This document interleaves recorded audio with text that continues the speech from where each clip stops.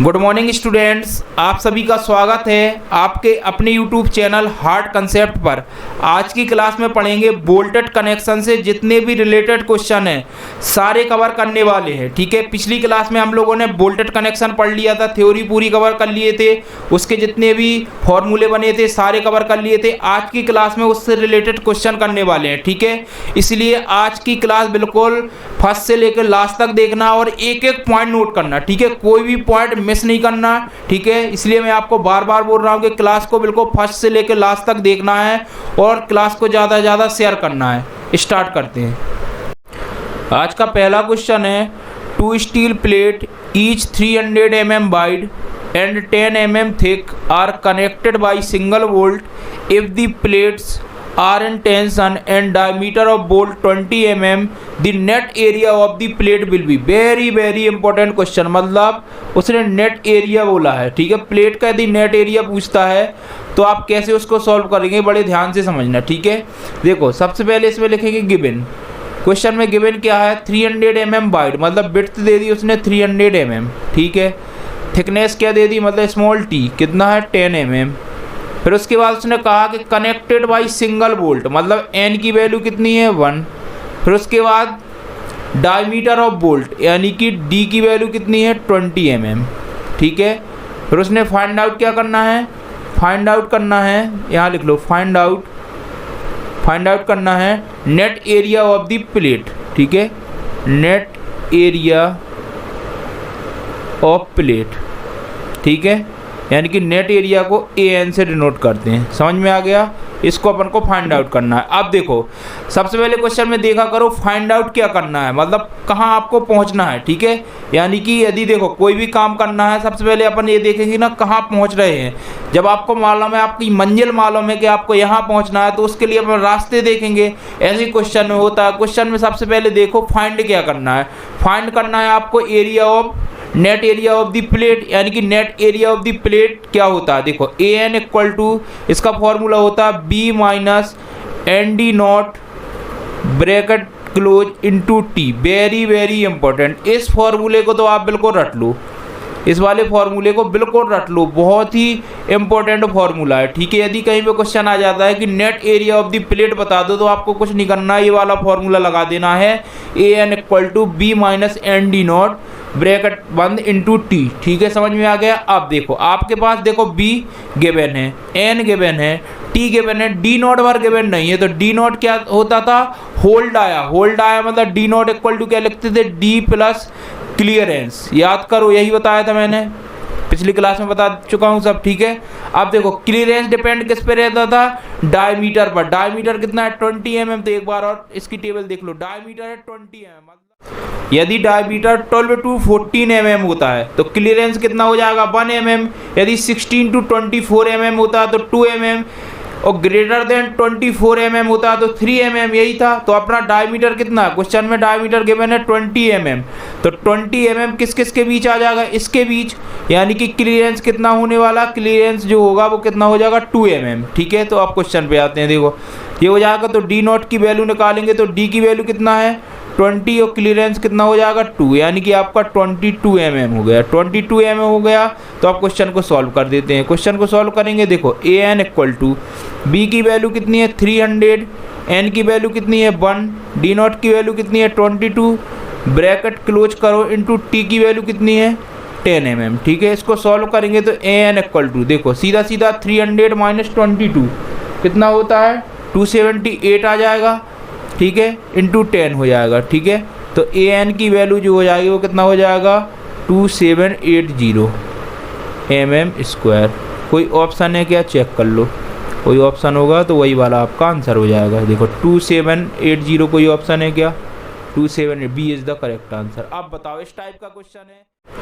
Question number second, the minimum pitch of the bolt shall not be less than. Very important question. देखो कितनी बार आया, 1 2 3, 4, 5, 6, 7, 8, 9, 10, 11, 12 मतलब और बार भी आया होगा। वेरी वेरी इंपॉर्टेंट, सबसे पहले इसको टिक करो।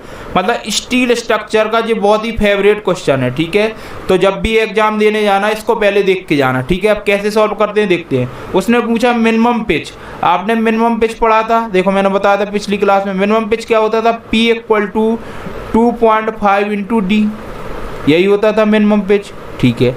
अब उसने यही पूछा minimum pitch of the bolt, देखो 2.5 × D कोई है क्या option, D is the correct answer. मतलब इतना सिंपल क्वेश्चन और इतने बार पूछा जाता है, ठीक है। समझ में आ गया। यदि मिनिमम पिच पूछता है तो 2.5 × D, यदि एज डिस्टेंस पूछ लेता, क्या पूछ लेता है, एज डिस्टेंस, तो एज डिस्टेंस क्या होता था, दो क्वेश्चन यहाँ से बनते हैं। जो एज डिस्टेंस होता था वो E = क्या था, 1.5 × D0, याद रखना।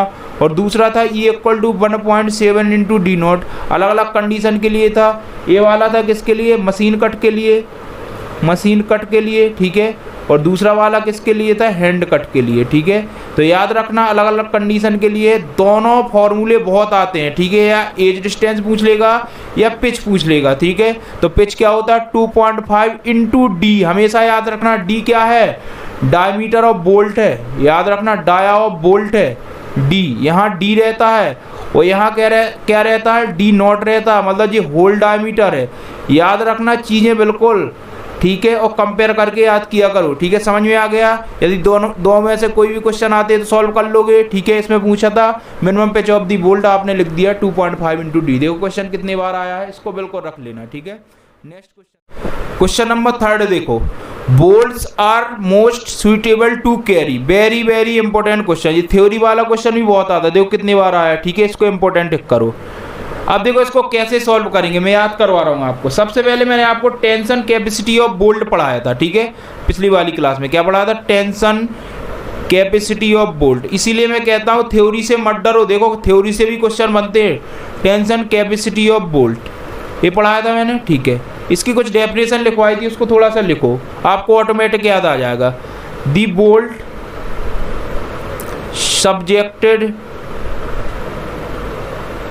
टू टेंशन, बिल्कुल ध्यान से लिखना, टेंशन व्हेन द लोड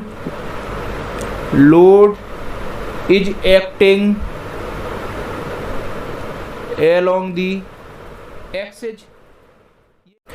इसका मीन्स क्या हुआ, the bolt subjected to tension when the load is acting along axes, मतलब जब आपका लोड एक्सेज के along एक्ट करेगा तभी बोल्ट किस में सब्जेक्टेड होगा, टेंशन में, ठीक है। बोल्ट सब्जेक्टेड टू टेंशन, तो इसको याद रखना, ठीक है। किस में सब्जेक्ट होगा, टेंशन में, ठीक है।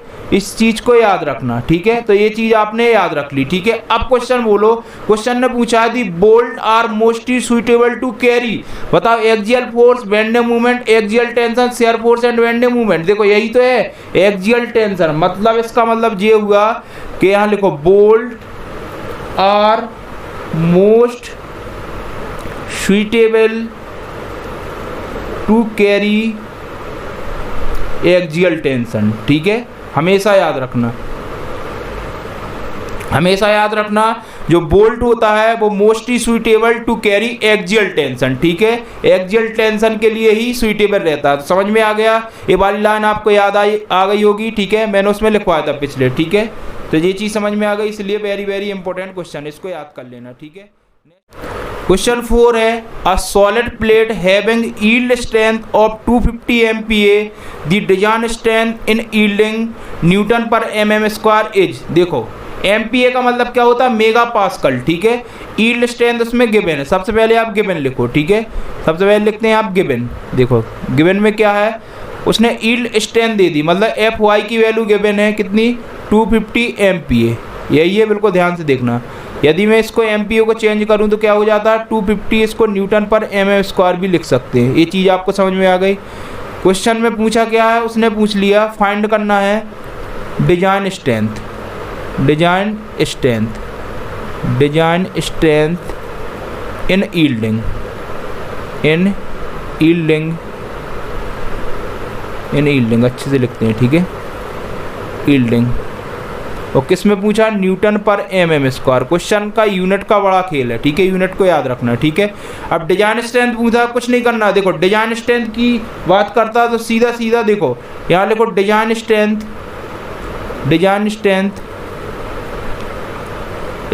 इक्वल टू, कुछ नहीं करना, देखो यील्ड स्ट्रेंथ दिया क्वेश्चन में, यील्ड स्ट्रेंथ, तो देखो डिवाइड में फैक्टर ऑफ सेफ्टी करना है। अब बताओ यील्ड स्ट्रेंथ में कौन सी फैक्टर ऑफ सेफ्टी आती थी, गामा एम नॉट। याद करो यील्ड स्ट्रेंथ में हमेशा जो फैक्टर ऑफ सेफ्टी आती थी वो कौन सी आती थी, गामा एम नॉट, ठीक है, यही पढ़ा था अपन ने, ठीक है। यील्ड कंडीशन में गामा एम नॉट, यानी कि एफ वाई की वैल्यू कितनी है, 250 है, और गामा एम नॉट कितना होता था, 1.1, ठीक है। इसको सॉल्व कर लो, जब इसको सॉल्व करोगे तो क्या आ जाएगा, 227.27 न्यूटन पर mm स्क्वायर। कोई ऑप्शन है क्या, 227 है, मतलब लगभग अपन क्या लिख सकते हैं, 227 न्यूटन पर mm स्क्वायर। समझ में आया, आंसर कौन सा हो जाएगा, आंसर हो जाएगा आपका, देख लो, सी इज़ द करेक्ट आंसर। समझ में आ गया।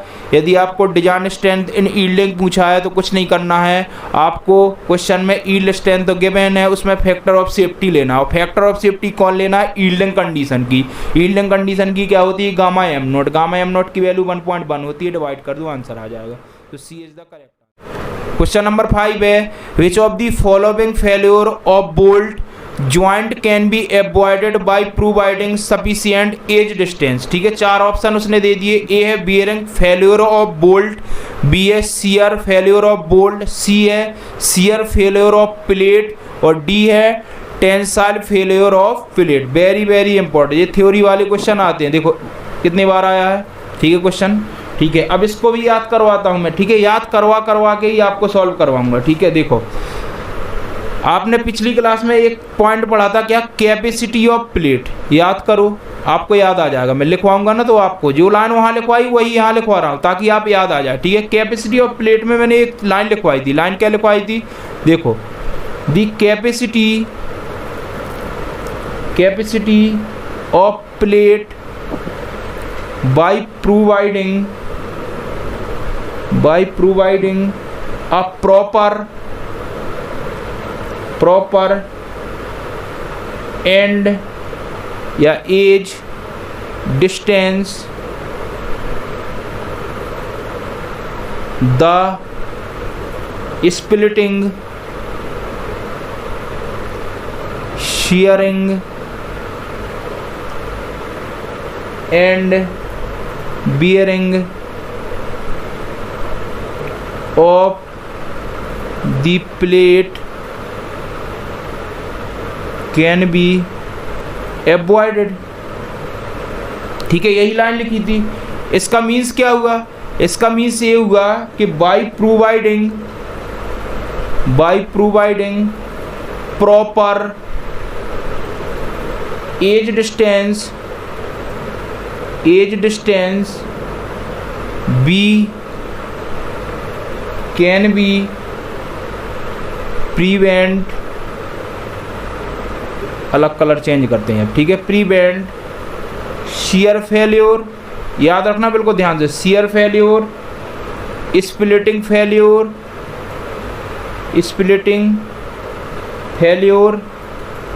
एंड वियरिंग फेल्योर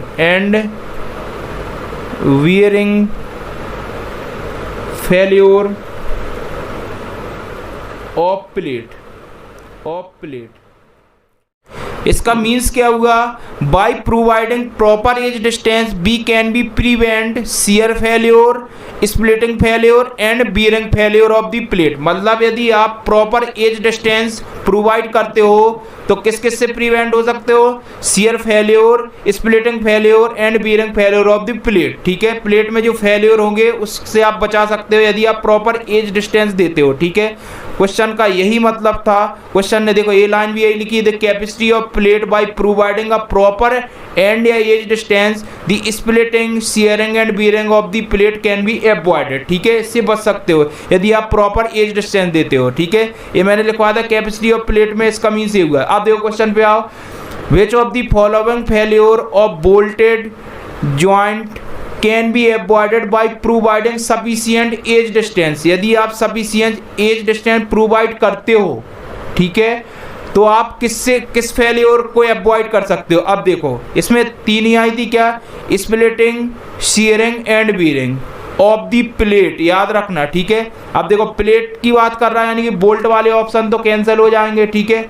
अब देखो यहाँ पे कहीं पे आपको टेंसाइल दिख रहा है क्या, टेंसाइल नहीं दिख रहा, ये वाला भी हो जाएगा। केवल क्या है, शियर है, शियर दिख रहा है, ये वाला देखो लिखा है शियर है, तो ऑप्शन में शियर भी है, shear failure of the plate, ठीक है। तो क्वेश्चन में देखो थ्योरी वाले क्वेश्चन में रिलेटिव करके बता रहा हूँ, क्योंकि जो आपने थ्योरी लिखी है पिछले वाले क्लास में उसी से रिलेटिव करके बता रहा हूँ। देखो आंसर आ गया, तो क्वेश्चन आता भी। क्वेश्चन नंबर 6 है, yield in structural member with partial safety factor as 1.1 is governed by, very very important question. देखो जो पार्शियल सेफ्टी फैक्टर है, पार्शियल सेफ्टी फैक्टर, ठीक है, जो पार्शियल सेफ्टी फैक्टर है वो 1.1 किस में लेते थे, याद रखना, ठीक है। Net area of the connected लग angle, sectional area, affected area, gross area, याद करो, बिल्कुल याद करो। देखो मैं याद करवा रहा हूँ, जब आप design tension gross capacity find out करते थे, क्या फाइंड आउट करते थे, डिजाइन टेंशन ग्रॉस कैपेसिटी, याद करो, बिल्कुल याद आ जाएगी चीजें, ठीक है। याद रिलेटेड, देखो कोई भी चीज याद किया करो तो उससे कुछ ना कुछ रिलेटेड याद किया करो, ठीक है, तो याद आ जाती है, ठीक है। डिजाइन टेंशन ग्रॉस कैपेसिटी की बात करूँ तो कैसे निकालते थे, इसको TDG से अपन डिनोट करते थे। इसका जो फॉर्मूला बना था वो क्या था, FY divide by gamma am not into AG, यही वाला फॉर्मूला बनाता है, क्योंकि यील्ड स्ट्रेंथ की बात कर रहे थे, तो उसका जो पार्शियल सेफ्टी फैक्टर आएगा वही आएगा gamma am not into gross area आता था, याद करो, यही चीज थी। डिजाइन टेंशन ग्रॉस कैपेसिटी का फॉर्मूला यही बना था। अब देखो क्वेश्चन ने क्या बोला है कि जो 1.1 है partial factor safety govern by, अब बताओ 1.1 है तो इसमें कौन सा एरिया आता था, ग्रॉस एरिया, यानी कि क्वेश्चन ने यही पूछा है, तो D is the correct answer, C नहीं है, जो डी है, ठीक है, D is the correct answer, gross area. समझ में आ गया, समझ में आ गया क्वेश्चन ने क्या पूछा है, ठीक है। उसने पूछा है कि जो 1.1 पार्शियल सेफ्टी फैक्टर है गवर्न बाई किस में लेते थे, बताओ, नेट एरिया में तो लेते नहीं थे, सेक्शनल एरिया में नहीं, ये फैक्टर केवल ग्रॉस एरिया आता था तभी ये लेते थे। समझ में आ गया, तो पार्शियल फैक्टर सेफ्टी 1.1 की वैल्यू कहाँ गवर्न करते थे, समझ में आ गया, gross area is the correct answer, ठीक है, D is the correct. Next question देखते हैं, क्वेश्चन नंबर 7 है, अ plate of size 100 mm into 10 mm having yield strength of 250 MPa, the design strength of plate in yielding of cross section is। अब देखो इस वाले question को देखो, उसने क्या पूछा है, design strength of plate in yielding, यही पूछा है। जरा पीछे देखो, अभी मैंने क्या बताया, अभी देखो डिजाइन, देखो डिजाइन टेंशन ग्रॉस कैपेसिटी बताई और यील्डिंग कंडीशन के लिए बताई, तो यही तो क्या है, यही तो है design strength of yielding, design strength of yielding यही तो है। क्वेश्चन ने यही पूछा, design strength of plate and yielding, यानी कि यही फॉर्मूला बनने वाला, मतलब जो TDG का फॉर्मूला बना है वो यही बनने वाला। देखो जो फॉर्मूला अपन ने बनाया, FY divide by gamma am not, FY divide by gamma am not into AG, यही फॉर्मूला पूछा है, ठीक है। अब बताओ वो वाला क्वेश्चन आया है, एक इस टाइप से भी क्वेश्चन पूछ लिया। अब देखो कैसे करेंगे इसको, देखो सबसे पहले आपको FY की वैल्यू चाहिए, देखो गिवन लिख लेते हैं, यहाँ क्या क्या है गिवन में, लिखो गिवन में क्या क्या है, उसने यील्ड स्ट्रेंथ यानी कि FY की वैल्यू तो गिवन है 250 मेगा पास्कल को क्या लिख सकते हैं, न्यूटन पर mm स्क्वायर, ठीक है। डिजाइन स्ट्रेंथ यानी कि TDG चाहिए ये, ठीक है।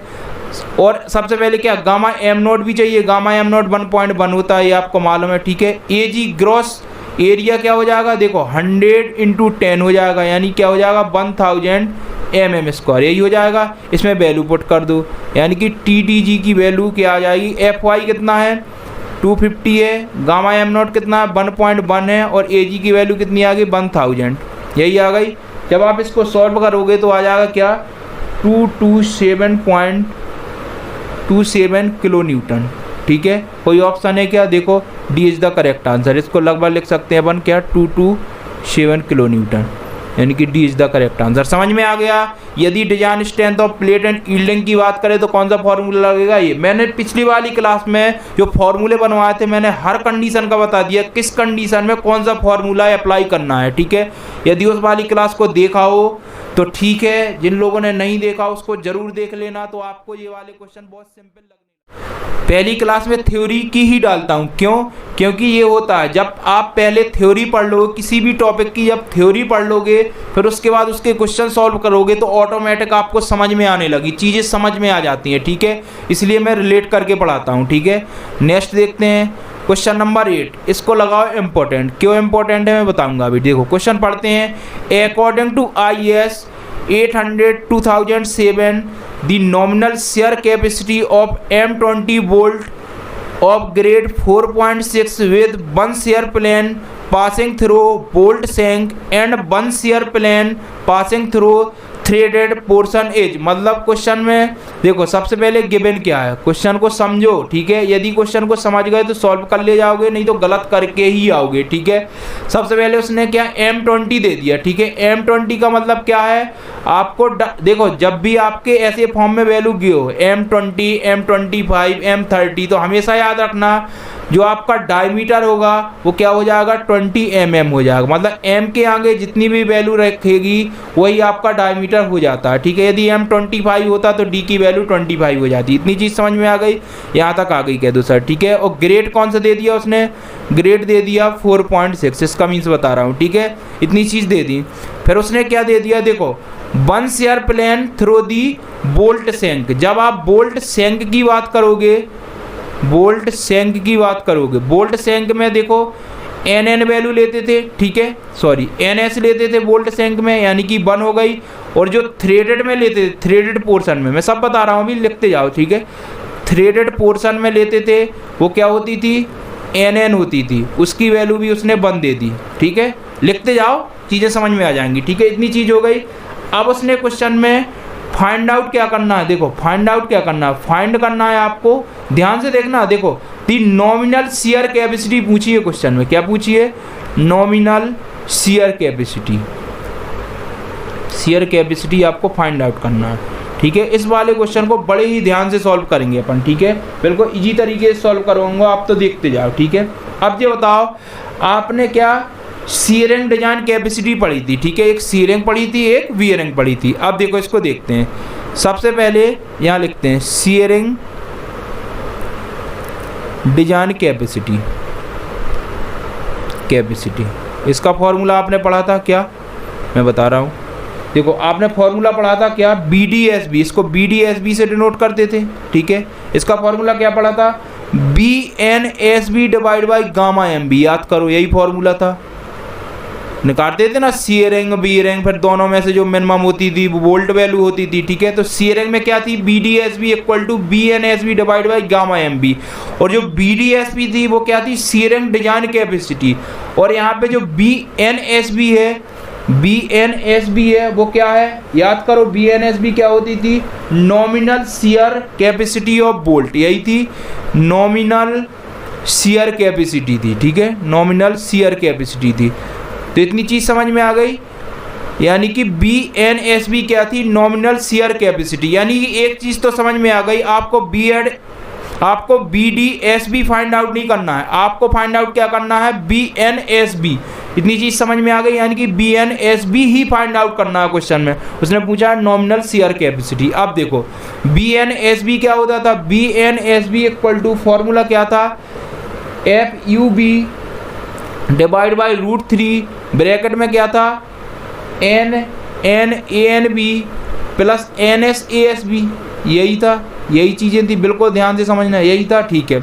अब देखो FUB क्या होता था, FU था ultimate tensile strength of bolt, यही था ना, बिल्कुल फिर से अच्छे से समझा रहा हूँ, ठीक है। FUB क्या था, ultimate tensile strength of bolt, strength of bolt, क्योंकि FUB पूछा इसलिए स्ट्रेंथ ऑफ बोल्ट, ठीक है।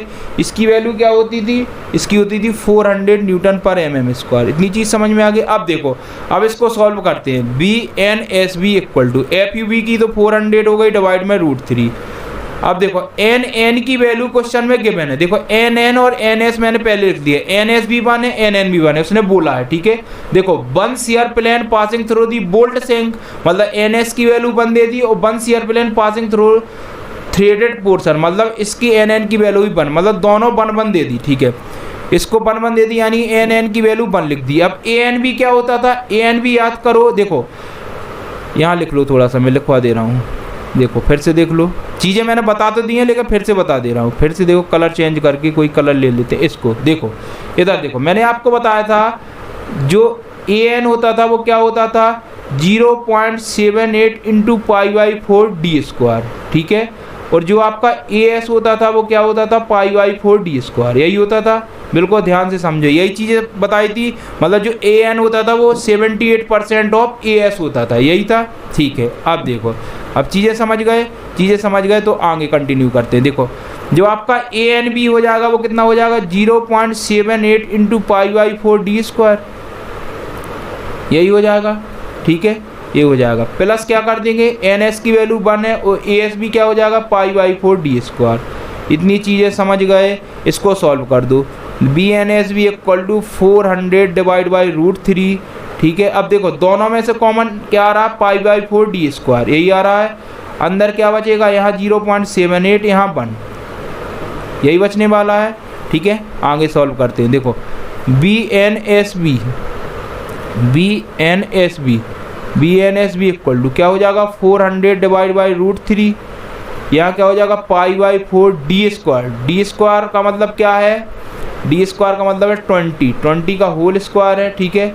और इसमें क्या देखो अंदर क्या बचा था, इसको थोड़ा सा देखते हैं। देखो अंदर क्या बचा था, अंदर बचा था देखो 1 प्लस 0.78 क्या हो जाएगा 1.78, यही हो जाएगा 1.78, ये था बी एन एस बी की वैल्यू, ठीक है। अब इसको सॉल्व करोगे आप, तो सॉल्व करोगे जब आएगा आपका 129.14, ठीक है, किलो न्यूटन। इसको सॉल्व कर लेना, आपका जो आंसर आएगा वो कितना हो जाएगा 129.14 किलो न्यूटन। अब देखो कोई ऑप्शन है क्या, 129.14 kilo Newton, D is the correct answer, ठीक है। क्वेश्चन बिल्कुल समझना, क्वेश्चन समझ जाओगे तो सॉल्व कर ले जाओगे, नहीं समझ पाओगे तो सॉल्व नहीं कर पाओगे, क्योंकि उसने नॉमिनल शेयर कैपेसिटी पूछी है, आप निकाल के आ जाओगे शेयरिंग कैपेसिटी, तुरंत निकालोगे शेयरिंग कैपेसिटी और बोलोगे सर वहाँ पे हमने सॉल्व तो पूरा किया लेकिन आंसर नहीं आया। भाई साहब उसने पूछा था नॉमिनल शेयर कैपेसिटी, समझ में आ गया, इतनी चीज़ समझ में आ गई, कोई डाउट तो नहीं है यहाँ तक, मेरे को लगता अब डाउट होगा, ठीक है। तो चीज़ें बिल्कुल ध्यान से समझा करो,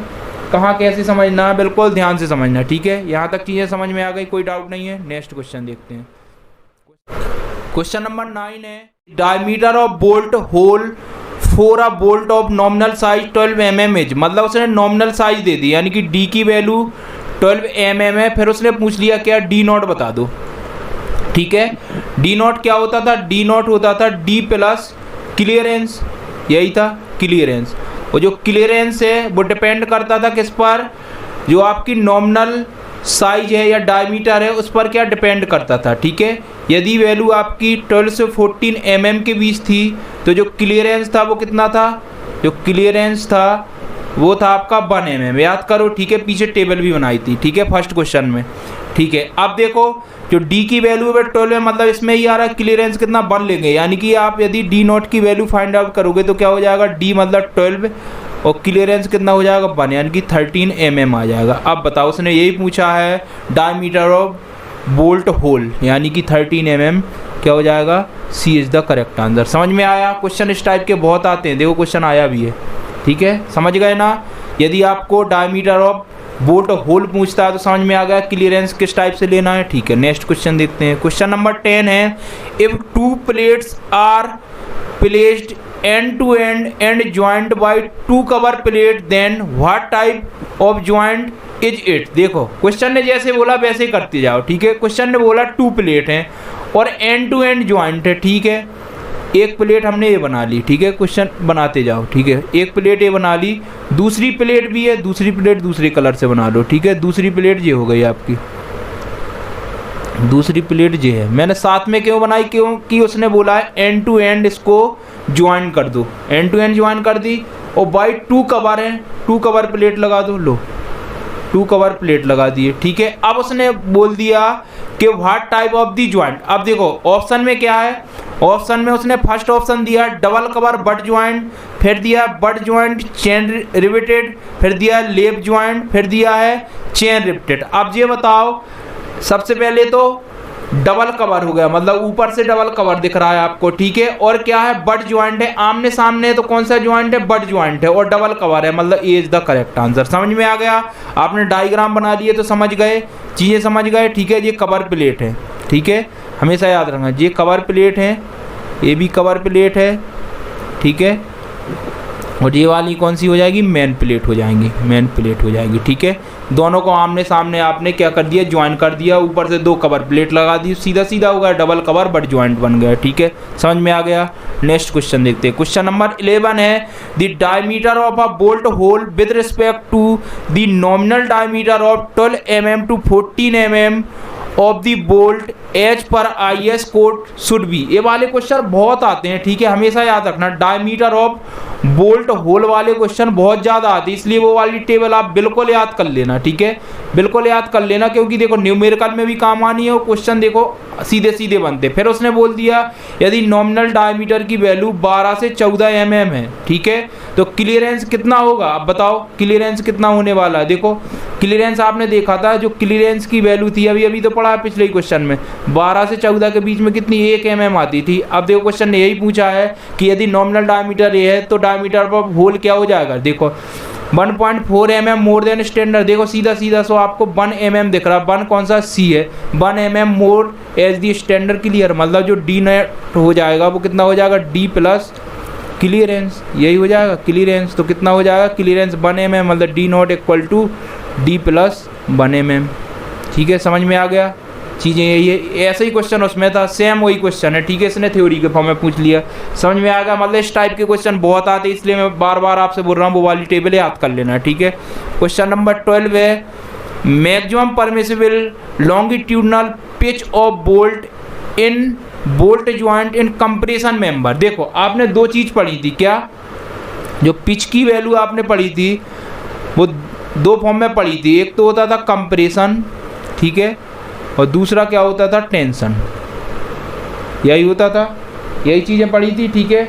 एक होता था कंप्रेशन, एक होता था टेंशन, ठीक है, मिनिमम पिच, मिनिमम पिच। अब कंप्रेशन में क्या होती थी, बिल्कुल दोनों को याद करवा देता हूँ, क्वेश्चन जैसे है उसको कर देना। कंप्रेशन में होती थी 12T और 200 mm में जो मिनिमम होगी वही वैल्यू हो जाएगी, ठीक है। अब इसमें देखो टेंशन में क्या होती थी 16T और 200 mm, 16T और 200 mm में जो मिनिमम होगी वही वैल्यू हो जाएगी, यही चीज़ है। अब क्वेश्चन पढ़ो maximum permissible longitudinal pitch of bolt, ठीक है, in bolt joint in compression member, किस मेंबर में उसने बोल दिया, कंप्रेशन मेंबर, मतलब ये वाला केस बन रहा कंप्रेशन मेंबर, कंप्रेशन मेंबर में है तो उसने बोल दिया कि जो पिच होगी वो कितनी होगी। देखो 12T और 200 mm में जो मिनिमम है, ऑप्शन में क्या 12T ही है, 12T है तो क्या हो जाएगा, B is the correct answer. समझ में आया इस टाइप का क्वेश्चन। यदि वो टेंशन में पूछता तो क्या हो जाएगा, 16T हो जाएगा, ठीक है। यदि आपकी थिकनेस की वैल्यू गिवन होती तो T की वैल्यू गिवन होती तो आप क्या करते, इसमें वैल्यू पुट करते, फिर दोनों इसमें जो वैल्यू ये आती फिर 200 दोनों में देखते जो मिनिमम वैल्यू होती वही हो जाती, याद रखना, ठीक है। तो मिनिमम पेज यदि कंप्रेशन में आएगी तो बता देना, टेंशन में आएगी तो बता देना, ठीक है। बाकी अपन ने केस उसमें पढ़ लिए थे, ठीक है, पिछली वाली क्लास जरूर देख लेना, ठीक है। क्वेश्चन नंबर 13 है using unmanned formula of the bolt is found in this formula thickness is in, ठीक है। इस वाले को इंपॉर्टेंट टिक करो, ठीक है। अपन ने एक अनमेन फार्मूला पढ़ा था, अनमेन फार्मूला क्या होता था उसको बड़े ध्यान से देखते हैं, ठीक है। अनमेन फार्मूला क्या था, अनमेन फार्मूला, अनमेन फार्मूला, ठीक है। जो अनमेन फार्मूला था उससे क्या फाइंड आउट करते थे, diameter of bolt, diameter of bolt, उसका फार्मूला क्या था, देखो D equal to 6.01 root of TM, यही फार्मूला बना था, बिल्कुल ध्यान से समझो, डायमीटर ऑफ बोल्ट का यही फार्मूला था, इसी को बोलते थे अनवन फार्मूला, ठीक है। यहाँ देखो D किस में थी, D इन mm में थी, और जो TM है वो क्या है, मिनिमम थिकनेस, ठीक है। इधर लिखो मिनिमम थिकनेस, थिकनेस जो TM थी वो भी किस में लेते थे अपन, इन mm में लेते थे, यही चीज है, ठीक है। अब क्वेश्चन ने क्या पूछा, using unmanned formula of bolt is found in this formula thickness is, thickness भाई साहब किस में है, थिकनेस यही है mm में है, तो ऑप्शन क्या हो जाएगा, ये इज द करेक्ट आंसर। समझ में आया, क्वेश्चन घुमा घुमा के पूछता है, ठीक है। आप अनमेन फॉर्मूला तो याद करके गए, रट के जाओगे, d = 6.01√Tm।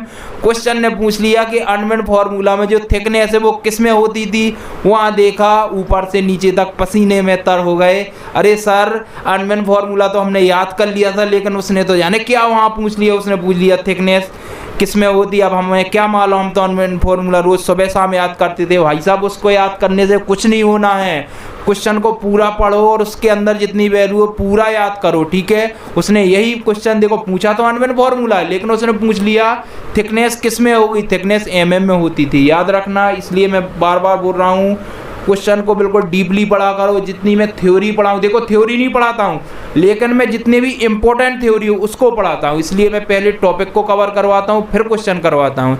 इसलिए मैं आपसे बार बार बोल रहा हूँ कि जितने भी मैं टॉपिक पढ़ाते जाऊँ उसको ध्यान से पढ़ा करो, ठीक है। ऐसा नहीं होता आपने क्लिक किया जल्दी जल्दी देख लिया, क्या होने वाला, नुकसान उसका आपका है, मेरा थोड़ी नुकसान है उसमें कि आपने क्लिक किया और जल्दी जल्दी देख लिया, हो गया कि सर का व्यूज बढ़ गया। व्यूज बढ़ने से कुछ थोड़ी होता है। आप पूरी क्लास देखो, पूरी क्लास देखोगे जब चीजें समझ पाओगे, कंपटीशन बहुत है। क्वेश्चन नंबर 14 है, what is the yield strength of bolt of class 4.6। उसने क्लास दे दी 4.6, 4.6 के लिए उसने क्या वैल्यू पूछ ली, आपको यील्ड स्ट्रेंथ की वैल्यू फाइंड आउट करना। यील्ड स्ट्रेंथ, ठीक है। क्वेश्चन को बड़े ध्यान से देखना। उसने यील्ड स्ट्रेंथ पूछ ली किसके लिए, क्लास 4.6 के लिए। देखो अभी अपन क्वेश्चन में पढ़ते आ रहे हैं कि 4.6 के लिए, ठीक है, 4.6 ग्रेड है, उसके लिए FUV की वैल्यू कितनी होती है, 400 न्यूटन पर mm स्क्वायर, यही है। अब उसने यील्ड स्ट्रेंथ पूछ ली, ठीक है। हमेशा याद रखना जो यील्ड स्ट्रेंथ होता है, यील्ड स्ट्रेंथ, ठीक है। यील्ड स्ट्रेंथ का मतलब हो गया FY, ठीक है। इसका फॉर्मूला होता है 0.6 × FUV, ठीक है। बोल्ट की बात कर रहा तो FUV हमेशा याद रखना, ठीक है। ये हो गया। अब देखो इसको सॉल्व करो, FY = 0.6 × FUV की वैल्यू कितनी है, 400। इसको जब आप सॉल्व करोगे तो कितना हो जाएगा, 240 न्यूटन पर mm स्क्वायर। मतलब आपकी जो यील्ड स्ट्रेंथ आ गई वो कितनी आ गई, 240 न्यूटन पर mm स्क्वायर आ गई, ठीक है। क्वेश्चन में कोई ऑप्शन है क्या, देख लो, B is the correct answer. इस टाइप के क्वेश्चन आते हैं, समझ में आ गए, समझ में आ गया, कोई डाउट नहीं है ना, ठीक है। क्वेश्चन देखो ध्यान से पढ़ा करो, उसको सॉल्व करना सीखो, ठीक है। न्यूमेरिकल बिल्कुल टफ नहीं होते हैं। यदि आपने hard concept YouTube channel join कर लिया तो आप न्यूमेरिकल को तो बिल्कुल गोली सा उड़ाओगे। मतलब आपने क्वेश्चन देखा हो बिल्कुल ऐसे बार करोगे, जो बगल वाला स्टूडेंट रहेगा वो कहेगा यार इसको न्यूमेरिकल कितने आते हैं, वो कैसे आते हैं, फिर उसको बताना इधर आओ hard concept YouTube channel join करो और न्यूमेरिकल में पकड़ बनाओ, ठीक है। तो उसको ऐसे ही बताना है, ऐसे ही समझाना है, ठीक है। देखो जितने स्टूडेंट आप देख रहे हो ना, आप एक काम किया करो, देखो हर स्टूडेंट यदि 10 स्टूडेंट को ही शेयर करता है तो अपने पास बहुत से स्टूडेंट हो जाएंगे, ठीक है। ये आपकी गारंटी है। देखो आपको ये काम करना है, क्योंकि देखो मैं पर डे क्लास बना रहा हूँ, पर डे क्लास डाल रहा हूँ, आपके लिए सिर्फ एक छोटा सा काम है। आप जितने भी आपके स्टूडेंट हैं, जितने आपके दोस्त हैं, ठीक है, उनको शेयर कर दिया करो कि आपको न्यूमेरिकल में पकड़ बनानी है तो इस चैनल को ज्वाइन कर लो, उनको क्लास भेजा करो, वो देखेंगे, जरूर ज्वाइन कर लेंगे, ठीक है। और मैं आशा करता हूं कि आप ऐसा जरूर करेंगे, ठीक है। आप ऐसा करते रहो तो आप देखना, आप शेयर करते रहो, मैं आपको ऐसी ऐसी क्लास लाऊंगा कि जो क्वेश्चन टफ लगते हैं इसके बाद रिवेट कनेक्शन पढ़ाने जा रहा हूं, ठीक है। रिवेट कनेक्शन के जो एसेंट्रिक कनेक्शन के जो क्वेश्चन बनते हैं ना, आपको जिनसे देखने से डर लगता है, वो इतने इजी तरीके से बताऊंगा कि आपको क्वेश्चन देख के आपका दिल गार्डन गार्डन हो जाएगा। आप कहोगे कि क्या बात है सर, आपने किस टाइप से क्वेश्चन इतना सिंपल कैसे बना दिया। इसलिए मैं बताते जा रहा हूं, आप जैसे ही शेयर करते जाओगे, आप स्टूडेंट जोड़ते भर जाओ, आप देखना हर एक चीज का हिसाब दूंगा। आप जितने ज्यादा शेयर करोगे, जितने स्टूडेंट ऐड होते जाएंगे, उतनी ही अच्छी अच्छी क्लास लाऊंगा, ठीक है। मैं एक एक क्लास आपको कहीं नहीं जाने दूंगा, इसी क्लास में सब कुछ कर लेंगे। मतलब हर एक टॉपिक की क्लास आएगी, मतलब कोई भी टॉपिक नहीं बचेगा। मतलब पूरा सिविल इंजीनियरिंग के जितने भी क्वेश्चन है, जितने भी इंपॉर्टेंट सब्जेक्ट हैं, सारे सब कुछ कवर करवा दूंगा, ठीक है। थोड़ा सा विश्वास करो, ठीक है, और धैर्य रखो। नेक्स्ट क्वेश्चन देखते हैं, आज का लास्ट क्वेश्चन है question number 15। Number of bolts required in a bolted joint is equal to. उसने एक फॉर्मूला पूछ लिया, फॉर्मूला किसका पूछ लिया? नंबर्स ऑफ बोल्ट का, मतलब नंबर्स ऑफ बोल्ट कैसे फाइंड आउट करोगे, ये इसने फॉर्मूला पूछ लिया। अब बताओ कैसे फाइंड आउट करोगे, मैं बता रहा हूँ। देखो नंबर्स ऑफ बोल्ट यदि आपको फाइंड आउट करना है तो इसका सीधा सीधा सा फॉर्मूला होता है। देखो फोर्थ क्वेश्चन में गिवन रहेगा, डिवाइड में आपको क्या करना है, बोल्ट वैल्यू डिवाइड कर देना है, ठीक है, बोल्ट वैल्यू डिवाइड कर देना है, समझ में आया। और बोल्ट वैल्यू क्या होती थी, देखो आपने बोल्ट वैल्यू फाइंड आउट की थी। बोल्ट वैल्यू क्या थी, बोल्ट वैल्यू कैसे फाइंड आउट करते थे, बोल्ट वैल्यू अपन ने फाइंड आउट की थी मिनिमम ऑफ शीयरिंग और बीयरिंग, मतलब आपने बीयरिंग वैल्यू निकाली थी और सीयरिंग वैल्यू निकाली थी, उसमें जो मिनिमम वैल्यू आती थी उसको बोल्ट वैल्यू बोलते थे, ठीक है। बोल्ट वैल्यू आप फाइंड आउट कर लोगे, क्वेश्चन में फोर्स गिवन रहेगा, दोनों को डिवाइड कर देना तो numbers of bolts find out कर लोगे। अब क्वेश्चन में देखो ये ऑप्शन दिया force divide by bolt value is the correct answer. आगे पढ़ने की जरूरत ही नहीं है, पढ़ना हो तो पढ़ देता हूँ। Force divide bye strength of bolt in shearing, भाई सीयरिंग भर में कहा, सीयरिंग देखो सीयरिंग होती तो बीयरिंग, दोनों फाइंड आउट करते, जो मिनिमम वैल्यू होती है वही बोल्ट, तो ये तो करेक्ट नहीं होगा, फिर बीयरिंग भी करेक्ट और टीयरिंग तो आता ही नहीं था, ठीक है। तो इतनी चीजें समझ में आ गई, ठीक है, तो ये इज द करेक्ट आंसर। यहाँ तक चीजें समझ में आ गई, यहाँ तक आपके ऐसे क्वेश्चन थे, ठीक है। तो आज के क्वेश्चन बहुत ही स्टैंडर्ड क्वेश्चन थे, हर क्वेश्चन अपने आप में इंपॉर्टेंट है। मैं देखो हर क्लास में यही बोलता हूँ कि हर क्वेश्चन अपने आप में इंपॉर्टेंट है। क्यों बोलता हूँ, क्योंकि ऐसा कोई क्वेश्चन नहीं मिलेगा जिसमें डेट ना हो, ठीक है। क्वेश्चन वही करवाए जाते हैं जो बार बार क्वेश्चन पूछे जाते हैं, ठीक है। और हमेशा याद रखना एई जेई एग्जाम में हमेशा बिल्कुल ये चीज माइंड में फिट कर लेना, क्वेश्चन रिपीटेड होते हैं, ठीक है। क्वेश्चन के कंसेप्ट पढ़ो, ठीक है। यदि आपको एई का फॉर्म फिल किया है आपने, ठीक है, यूपी वाला भी देखो एग्जाम आने वाला और एमपी वाला भी एग्जाम आने वाले, बहुत सारे एग्जाम आने वाले हैं, ठीक है। तो हमेशा याद रखना यदि आप एई निकालना चाहते हो तो आपको सिर्फ एक ही काम करना है, क्वेश्चन रटना बंद करो, कंसेप्ट समझो, ठीक है, और क्वेश्चन प्रैक्टिस ज्यादा करो। जितने क्वेश्चन प्रैक्टिस करोगे उतने ज्यादा पकड़ हो जाएगी, ये मैं बता दे रहा हूँ, ठीक है। क्वेश्चन जितने ज्यादा प्रैक्टिस करोगे, ठीक है, लेकिन कंसेप्ट से देखो मैं जितनी भी चीजें पढ़ाता हूँ रटवाता नहीं हूँ, मैंने लाइव में कभी भी चीजें रटी नहीं है, ना आपको रटने दूंगा, ठीक है। तो इसलिए मैं आपसे बार बार बोलता हूँ कि क्लास को बिल्कुल फर्स्ट से लेकर लास्ट तक देखा करो। देखो मैं बार बार एक ही चीज आपसे बोलूंगा, क्लास को पूरा देखा करो, ठीक है। जब तक क्लास पूरी नहीं देखोगे आपको चीजें समझ में नहीं आएंगी, ठीक है। मैं आपको बार बार बता रहा हूं, देख जैसे आपका ये प्रैक्टिस सेट हुआ, ठीक है, जिन लोगों ने पिछली क्लास देख ली थी वोल्टेज कनेक्शन वाली, उसको तो एक एक चीज समझ में आ गई होगी, और वो रिवेट कनेक्शन का जो क्लास आने वाली है उसका इंतजार भी करेगा, क्योंकि उसको लगेगा कि जल्दी से मैं कनेक्शन क्या कर लूं, कंप्लीट कर लूं। क्योंकि देखो जो तैयारी करते हैं स्टूडेंट, उनको लगता है कि मेरे टॉपिक जल्दी जल्दी कंप्लीट हो जाए और मैं क्या करूं, प्रैक्टिस स्टार्ट कर दूं, ठीक है। और जिन लोगों ने पिछली क्लास ही नहीं पढ़ी उसको क्या समझ में आएगा, क्वेश्चन कैसे करोगे। आप कहोगे नंबर्स ऑफ बोल्ट क्या होते हैं, फिर क्या होगे बोल्टेड कनेक्शन क्या होता है, ठीक है, बट ज्वाइंट क्या होते हैं, पिच आपने सर कैसे बता दी, आपको नई चीजें समझ में आएगी। इसलिए मैं देखो मैं वही तरीके बिल्कुल तरीके से पढ़ाता हूं आपको, कि पहले उस टॉपिक के बारे में पढ़ाता हूं फिर उसके क्वेश्चन करवाता हूं। इसलिए आप इस वाले सेशन को ज्यादा से ज्यादा शेयर कर देना, देखो स्टूडेंट को जोड़ लेना, ठीक है। आज की क्लास यदि बहुत अच्छी लगी हो तो कमेंट सेक्शन में जरूर लिख देना, मेरे लिए एक अच्छा सा कमेंट लिख देना। Thank you so much.